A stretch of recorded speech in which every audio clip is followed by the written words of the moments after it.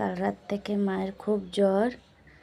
আর তোমরা তো বুঝতেই পারছো, নানান রোজ রোজ ভিডিও আসে, আজ কাল অতটা ভিডিও আসতে পারছে না। মায়ের শরীরটা অনেক খারাপ, এখন একটু রেস্ট নিচ্ছে। তার মধ্যে এত কাজ এখনো পড়ে আছে, আলমারি নিয়ে যাওয়া হবে, ফ্রিজটা বাকি। শরীরটা কেমন আছে এখন? দেখো ভীষণ জ্বর, হঠাৎ করে গা হাত পা এত যন্ত্রণা। আর ওই কত বড় মেয়ে সব করছে, পুজো টুজো করছে, ও আর্ধেক জিনিস ঠাকুরের পুজো টুজো। দেখো এখানে আমাদের ঠাকুর ছিল, তোমরা দেখেছিলে হয়তো, ওইখানে আছে ঠাকুর, এখন সব চলে গেছে। দেখি ক্যামেরা, দেখো এত শরীর খারাপ, কোনো রকম আলু ভাতে ডাল করেছি। আর ও এখন ওই বাড়ি থেকে এলো, যেই বাড়িতে ঘর নিয়েছি। ও সব পুজো টুজো, সিংহাসন ধুয়ে, কাল শিবরাত্রির না, সব করলো। কত বড় সিংহাসন, ভারী জল চৌকি।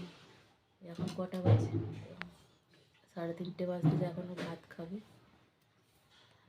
3টে বাজতে যায়, এখন খাবে। ওখানে আমাদের নতুন বাড়িতে যতটা আমি খারাপ ভাবি, অনেকটাই করে। আমারও বকাও খায়। আসলে আমি একটু ছুচি বাউনি তো, আমার একটু পিটের স্বভাব।